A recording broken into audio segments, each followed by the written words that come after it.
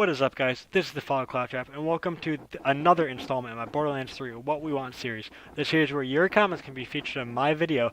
If you have a good idea about what you want to see in the next Borderlands game, either comment in the comments down below, or comment on a thread on the Gearbox forums, which I will link in the description down below, to be featured in this video. So let's dive right into it. First, we have a comment on the Gearbox forums from a user named Sentisen, who he talks about Vault Hunters, about how having more classes and mobility, which are things we've talked about before. But the third one is the one we're going to talk about, where he says, a new wave of Vault Hunters should be able to have short conversations with NPCs in Borderlands 3. It could help on defining their personalities and relationships with the NPCs. So, as you guys know, I'm a very big guy when it comes to story, and a huge part of story is obviously character development. So I think if you have these, protagonists having short little conversations, I'm not talking like conversations like in Fallout and Skyrim that are very long and a huge part of the game, just short little conversations, and maybe even cutscene conversations, just so you get a better feel for the characters, better feel for who they are, and if you get a better understanding of the characters, both the protagonists and the NPCs, then the story. Now, Sentison had a very long post with multiple great ideas, so here we're going to see a couple more of his ideas of how he talks about NPCs. He says enemies should have more advanced/complex AI behaviors instead of being bullet sponges like in UVHM, e.g., melee-oriented enemies like the Psychos having better mobility. And he also says similar things about the bosses having more combat phases and attacks instead of just being bullet sponges. Friendly NPCs and missions, that's not really... I don't care too much about that one. But here's another one I think about. More NPC to NPC dialogues. I'm sick of hearing Borderlands 1 Vault Hunters having the same exact conversation every time I entered into the Crimson Raider HQ. I think that's awesome. I think that's a very good idea. It goes along with Mike, with his previous idea about, complex dialogues with the characters, but this is just with NPCs instead of playable characters, which I think is also very important to the story, as I've mentioned before. And I think that, more dynamic and complex enemies that aren't just bullet sponges would also be a great idea for game, because I found myself way too often in the previous Borderlands game just unloading an entire clip into an enemy with no avail, and I'm just like, this isn't fun. This isn't realistic at all.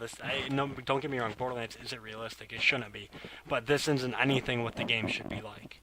And now we have Sentisen's last idea of the day, but it's still a great one. He says, introduce weapon mods into Borderlands 3. These weapon mods affect the player's melee attack behavior.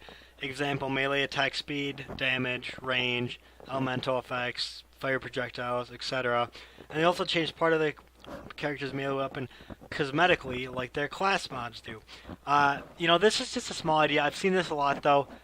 Basically, just adding, dynamic, better melee weapons, especially with the Psycho class. I think it'd just be cool. Add a new layer of depth to the game. Something small, but something. And now we have another idea from a user on the Gearbox forums that goes by the name of, I'm sorry if I butchered this, Samuriath, and he says, I'd like to see the original Vault Hunters to come back into the scene along with some of the ones from Borderlands 2.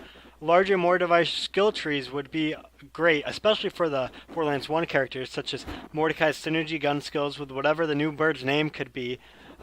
Revolvers need to make a comeback. They're not anywhere like they were in 1. Mordecai made them so much more deadly. Also, some of the 1 pearls should make a return.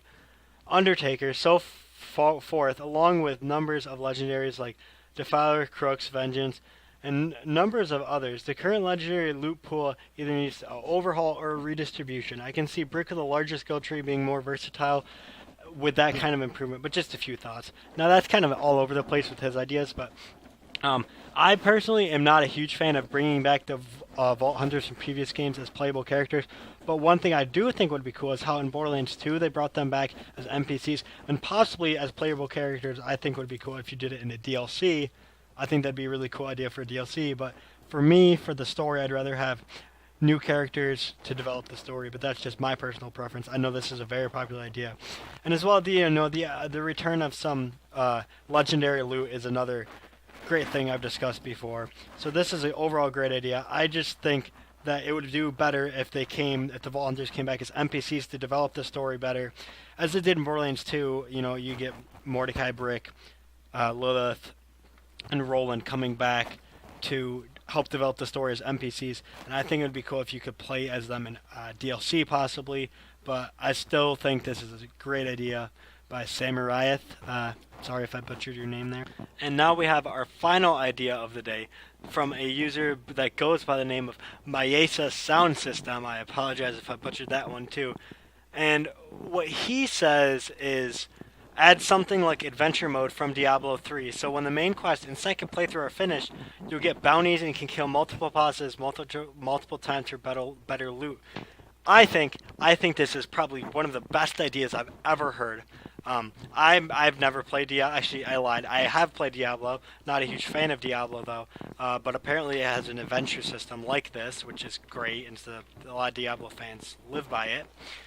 But I think this is cool because one problem I had with Borderlands is, yeah, you play it through a couple of times, but then, I do love playing the co-op and stuff like that, but, your friends aren't always available to play, and Borderlands is kind of boring playing by yourself after you've done everything a couple of times.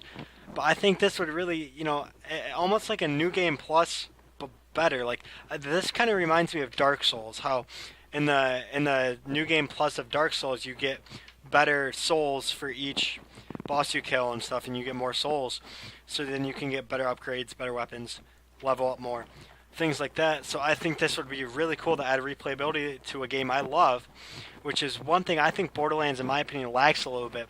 Is it has great replayability in co-op, don't get me wrong, but for single player with no co-op, the replayability is below par in my opinion. So I think that if they added this to the game and really just make Borderlands 3 stand out and, make it like a Game of the Year contender type, like, one of the great games. Right now, in my opinion, Borderlands is a great game, but it's not necessarily universal opinion. And I'm sure many of your opinions is a great game, but I think if they added this and did it right, and to add replayability to the game, it would really go down as one of those great titles of whatever year it comes out in. So that's going to be it for today, guys.